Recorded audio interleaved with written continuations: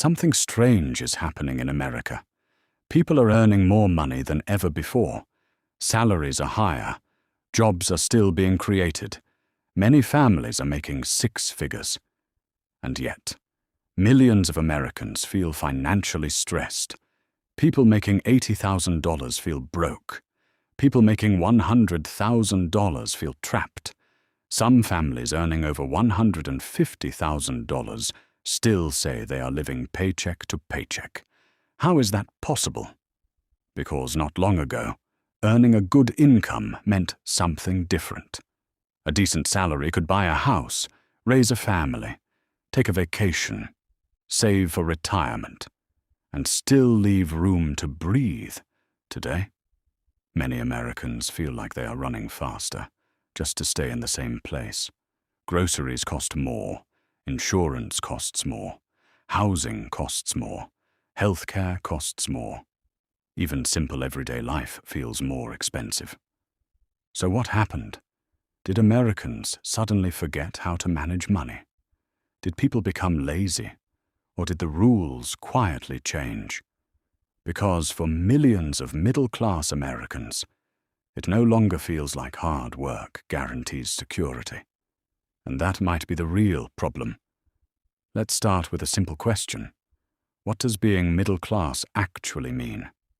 For most Americans, it means stability.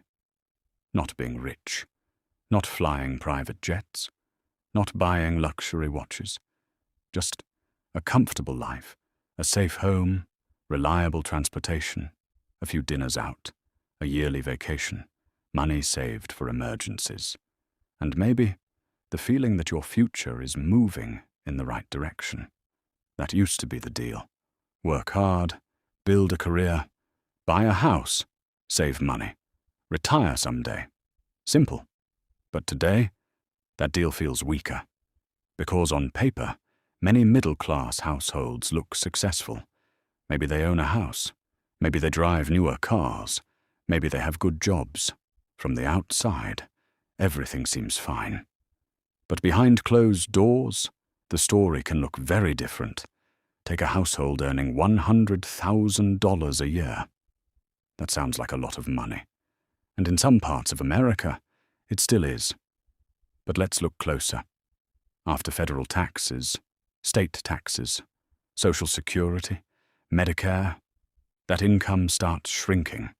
Then comes housing, mortgage or rent, property taxes, home insurance, utilities, internet, groceries, car payments, gas, health insurance, childcare, student loans, credit card payments, subscriptions, unexpected repairs. Suddenly, a six-figure income does not feel quite so large. And that surprises people, because many Americans grew up believing that six figures meant financial comfort. For years, it did. But America changed. Costs changed. Expectations changed. The math changed. And many people didn't realize it until they were already deep inside the system, working hard, making decent money, and still wondering, why does this feel so difficult? That question is becoming more common, and the answer is bigger than simple budgeting, because this is not just about coffee purchases, or avocado toast, or skipping takeout. Something larger is happening.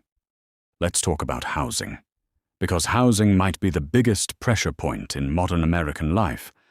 For decades, buying a home was seen as the middle-class dream, not just shelter, a symbol of progress, stability, success, wealth building. But today, housing feels different. In many cities, home prices exploded faster than wages, rent climbed higher, mortgage rates increased, and affordability became a major problem. Think about this. A house that sold for $300,000 years ago might now cost $500,000 or more. The monthly payment changes dramatically, especially when interest rates rise. And housing doesn't come alone. There is insurance, maintenance, repairs, taxes, unexpected expenses, A leaking roof does not care about your monthly budget. Neither does a broken air conditioner. And for renters, the pressure exists too. Rent increases can arrive quickly, sometimes hundreds of dollars more per month, without a salary increase to match. Housing alone can consume a huge portion of household income, and when housing becomes heavier, everything else becomes harder. Saving becomes harder. Investing becomes harder. Breathing becomes harder. But housing is only one piece.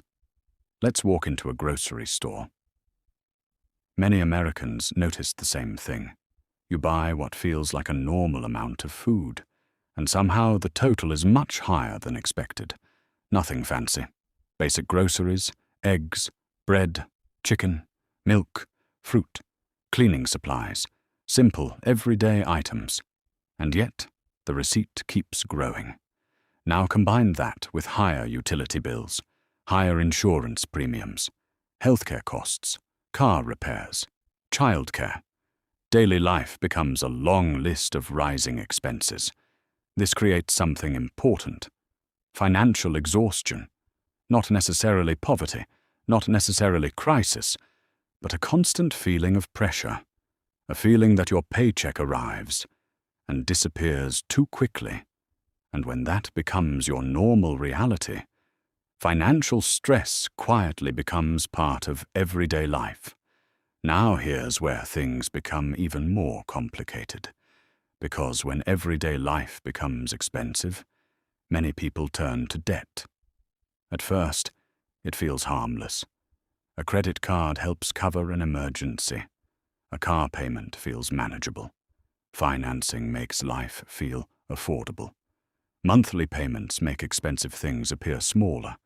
Instead of asking, "Can I afford this?" people begin asking, "Can I afford the monthly payment?"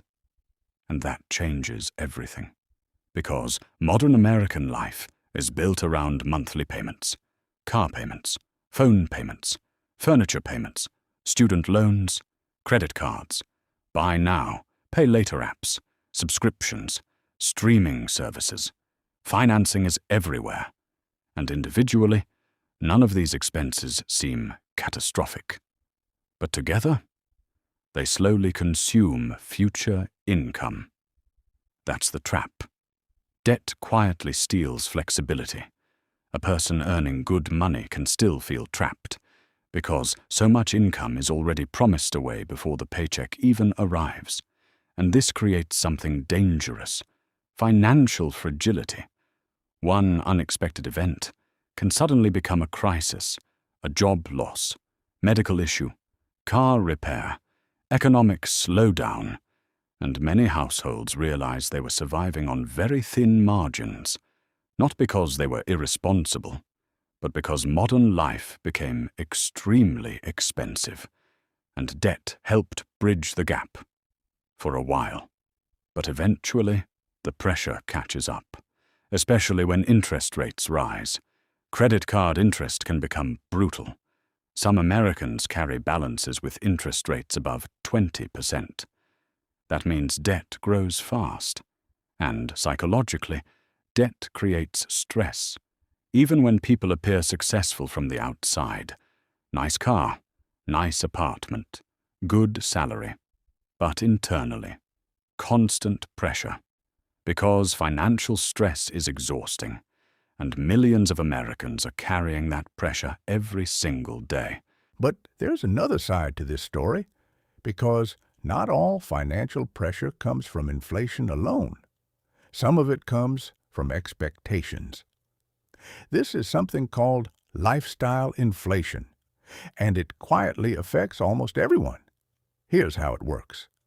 A person gets a raise or a better paying job. Naturally, their lifestyle improves too. Maybe they upgrade apartments, buy a newer car, eat out more often, travel more, buy nicer clothes. Nothing extreme, just small improvements.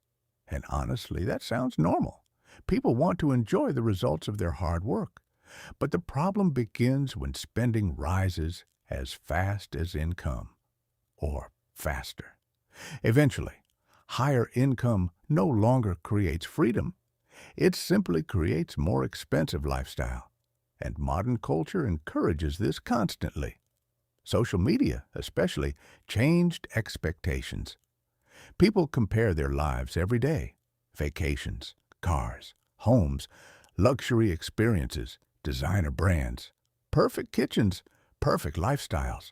Over time, normal became much more expensive. Years ago, middle-class success looked simple. Today, people feel pressure to consume constantly, and companies understand this psychology extremely well. Everything is designed to encourage spending. Fast delivery, one-click purchases, endless advertising, easy financing, convenience everywhere. America became very efficient at making people spend money, and this creates an uncomfortable truth. Sometimes people earning more money still do not feel wealthier because lifestyle costs expanded alongside income. That's why some households earning $150,000 still feel financially stressed, not necessarily because they are poor, but because their cost of living expanded dramatically. And once a lifestyle grows, it becomes emotionally difficult to move backward. That matters. People adapt quickly to upgrades. But downgrading feels painful. Selling the nicer car feels painful. Moving to a smaller house feels painful. Reducing spending feels painful, even when financially necessary.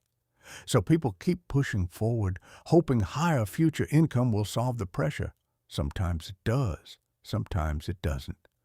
For decades, earning six figures was considered a major milestone, a symbol of financial success, and in many ways, it still is. But context matters, because $100,000 today does not buy what it once did, especially in expensive parts of America. In cities with high housing costs, a six-figure salary can disappear surprisingly fast. After taxes, housing, insurance, transportation, food, and health care, many households realize they are not building wealth as quickly as expected. That creates emotional confusion because externally, society still treats six figures like rich. But internally, many people do not feel rich at all. They feel stretched, and that creates frustration because people followed the traditional advice: go to school, build a career, work hard, earn more. Yet financial comfort still feels distant. That disconnect is powerful, and it's changing how many Americans think about success. Some younger workers now question whether traditional middle-class goals are even realistic anymore. Buying a home feels harder. Raising children feels more expensive. Retirement feels uncertain. And when people stop believing the future will improve, financial anxiety grows. That may be one of the biggest changes happening in America today. Not just economic pressure, psychological pressure, the feeling that stability itself became harder to reach. Now here's something many people quietly notice, even if they rarely say it out loud. The gap between owning assets and simply earning income became enormous. People who own appreciating assets, like real estate, stocks, businesses, often saw their wealth grow dramatically over time. Meanwhile, people depending only on wages often felt left behind. This changes society because two families earning similar incomes can end up living completely different financial realities. One family owns investments, the other does not. One family bought a home years ago with lower prices and lower rates. The other family is trying to enter the market today. One household builds equity. The other keeps paying rising rent. That gap compounds over time. And this is where many middle-class Americans feel stuck. Working harder no longer guarantees wealth. Asset ownership matters more than ever, and wealthy households understand this deeply. They focus heavily on ownership, ownership of businesses, ownership of investments, ownership of assets that grow over time. Meanwhile, many middle-class households spend most of their income maintaining daily life. And when survival becomes expensive, long-term investing becomes harder. That's why the middle class feels squeezed from both sides. Costs rise quickly, but wealth grows slowly, at least for those without strong assets. And that may be the biggest hidden change of all. America slowly transformed from an economy where hard work alone created stability into an economy where ownership became increasingly important. So, is the American middle class disappearing? Not exactly, but it is changing. The old version of middle-class life, the version many people grew up expecting, became much harder to reach. Not because Americans suddenly became lazy, not because people stopped working hard, but because the financial rules evolved, housing changed, debt changed, costs changed, and expectations changed. For millions of people, life became more expensive than they ever imagined, and yet there is still hope inside this story. Because awareness matters, understanding how money works matters. Avoiding lifestyle inflation matters, investing early matters, ownership matters. Financial freedom today looks different than it did decades ago, but it is still possible. Maybe the biggest mistake is assuming the old system still works exactly the same way, because the people adapting best today are the people learning the new rules fastest. And perhaps that is the real future of the American middle class. Not disappearing, but evolving. If you enjoyed this video, consider subscribing. And if this topic connected with you, leave a comment below. What changed the most about middle-class life in America? Thanks for watching.